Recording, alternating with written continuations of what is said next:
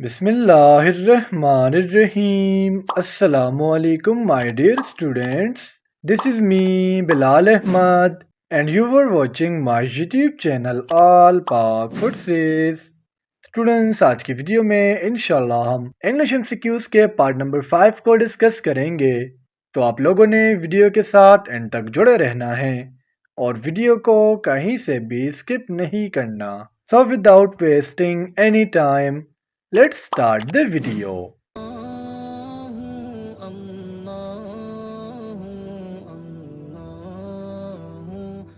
हमारा first MCQs है blank large number of cattle और ग्रेजिंग इन द फील्ड। अब यहाँ पर हमने चूज करना है करेक्ट आर्टिकल को।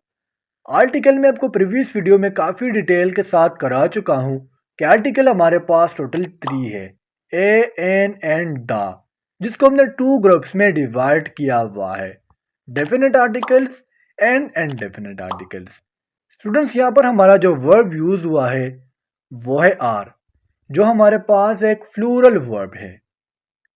और अगर हमने सब्जेक्ट को भी प्लूरल बनाना हो तो हमने आर्टिकल ए का यूज करना होगा। तो हमारा जो करेक्ट ऑप्शन है वो है ऑप्शन बी, यानी यहाँ पर हम आर्टिकल ए का यूज करेंगे।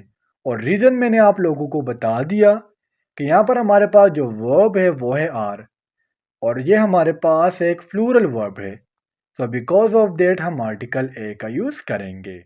एमसीक्यूज नंबर 2 है हमारा, when police caught the child blank mother in her cried. अब यहाँ पर हमने मदर से पहले आर्टिकल को चूज करना है। स्टूडेंट, मदर हमारे पास एक कॉमन नाउन है और यहाँ पर हमारे पास बताया जा रहा है मदर इन हर क्राइड, यानी फीलिंग्स की तरफ इशारा है। और फीलिंग्स हमारे पास एक एब्स्ट्रैक्ट नाउन है। अब जब भी एब्स्ट्रैक्ट नाउन की बात आए या किसी खास फीलिंग्स की बात आए तो इसका मतलब ये है कि हमने उस चीज़ को पार्टिकुलराइज करना है। और मैंने आपको अपने प्रीवियस वीडियो में बताया था कि किसी चीज़ को पार्टिकुलराइज करने के लिए हम द का यूज़ करते हैं।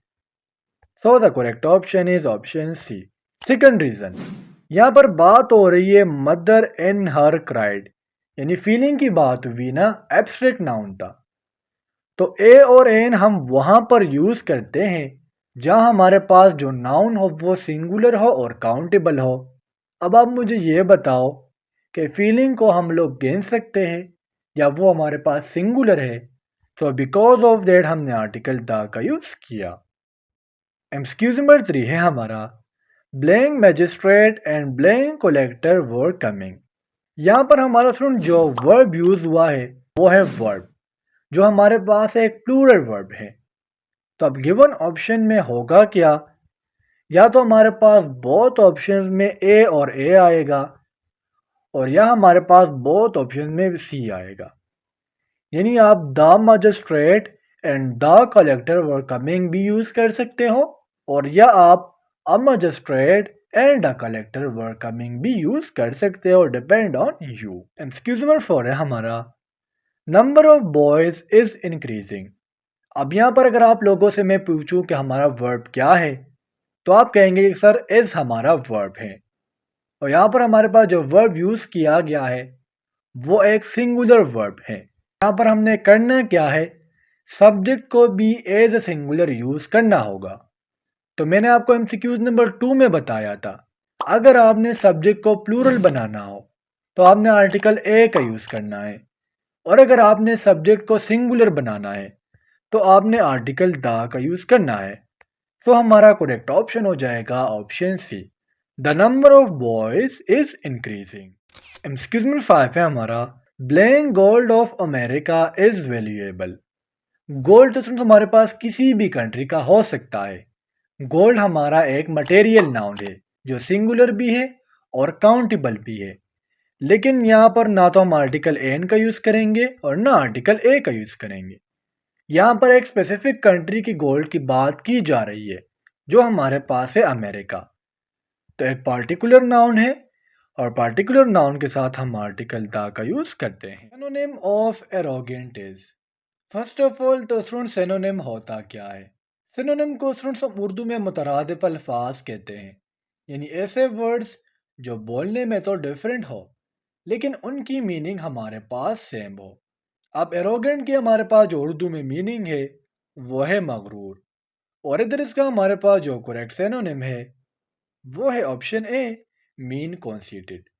अगर हम एरोगेंट के मजीद सिनोनिम्स की बात करें तो उसमें सेल्फ इम्पोर्टेंट, इगोटिस्टिक एंड हॉटी शामिल है।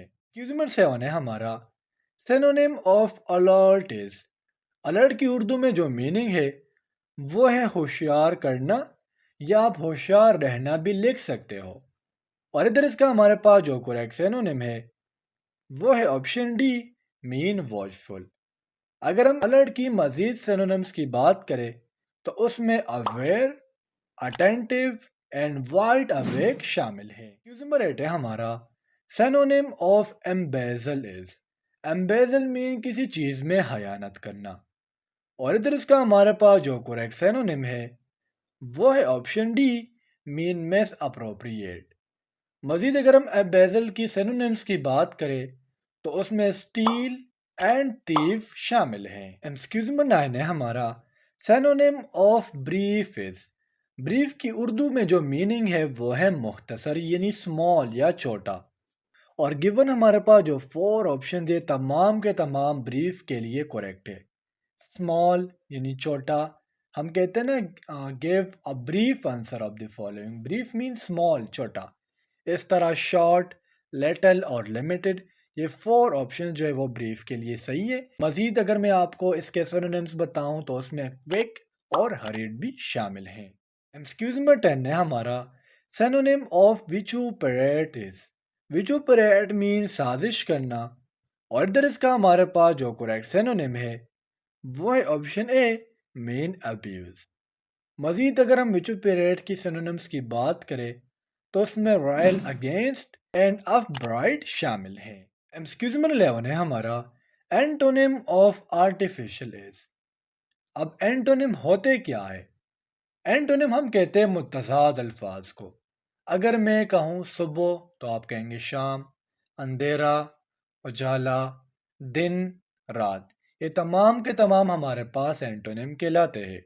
आर्टिफिशियल की उर्दू में जो मीनिंग है वो है नकली, या आप मसनूई का वर्ड भी यूज़ कर सकते हो। आर्टिफिशियल का हमारे पास जो एंटोनिम है वो है नेचुरल।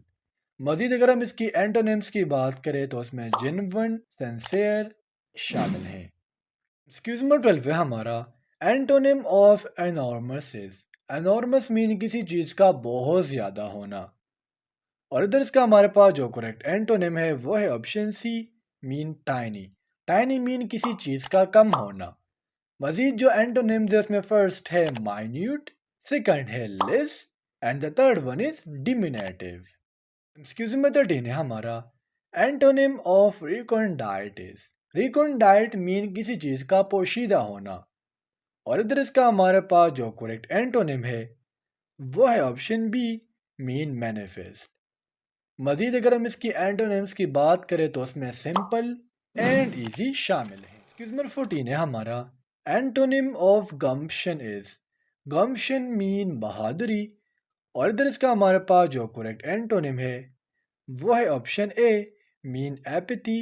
एपैथी मीन मुर्दा दिली। मजीद जो एंटोनिम्स है उसमें स्टुपिडिटी, कोवर्डाइस एंड लेजीनेस शामिल हैं। एक्सक्यूज नंबर 15 है हमारा, antonym off peak is. Peak mean नाराज करना या कैसा काम करना जिसमें आपको मज़ा ही ना आ रहा हो।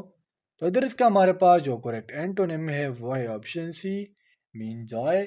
अब पीक के मज़ीद एंटोनिम्स आप लोगों ने मुझे कमेंट सेक्शन में बता देने हैं। तो स्टूडेंट्स ये थे आज के हमारे इंग्लिश के एमसीक्यूज़। उम्मीद करता हूँ आपको तमाम एमसीक्यूज़ क्लियर हुए होंगे। और अगर फिर भी आप लोगों को कोई भी कन्फ्यूजन हो, कोई भी डाउट हो, तो आप लोग मुझसे कमेंट सेक्शन में पूछ सकते हो। इंशाल्लाह अगले वीडियो में मिलते हैं।